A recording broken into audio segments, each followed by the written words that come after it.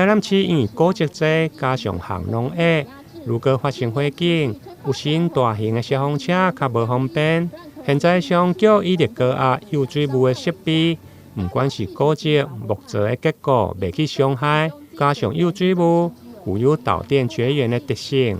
不管是电动车，或者是当着大楼、地下室的配电盘火警，拢会用来轻松拍火。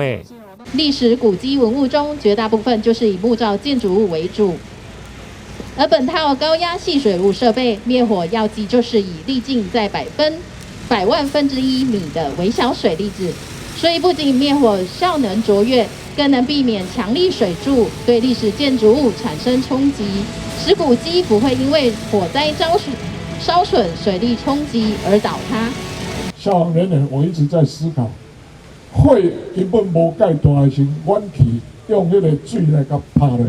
拍花去，但是受灾哦，阮兜着水灾啦，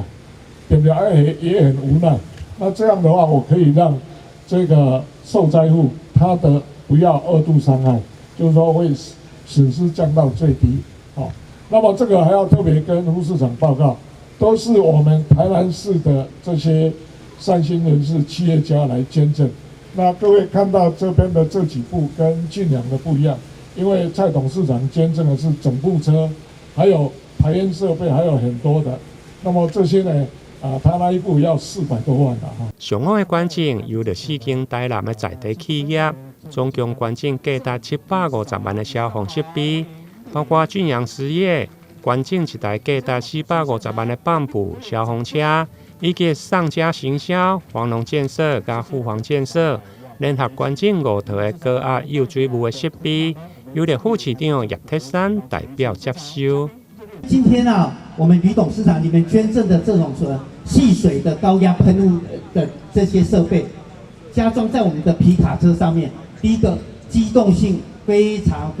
的有弹性，而且快速哦，而且很快的就可以达到灭火的这样子的一个效果哦。所以我也很佩服我们李局长的创意啊哦，也当用安内方式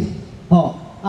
上紧上方便。方式会当来解决这个问题我觉得这个是很了不起的一个创意啦为阮是大人，是讲有无，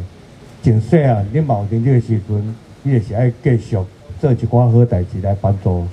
助这个人。同时我嘛是有这个好的机会，实在这足好的长官，互我有机会去参与这社会正面的能量。真感谢大家。4间的企业抱着处之社会、用伫社会的回馈精神，一方面支持消防局的科技创新，关注创新的消防设备；另外嘛希望新的设备添购，会用让市民的生命财产更加有保障。台南新闻林根采访报道。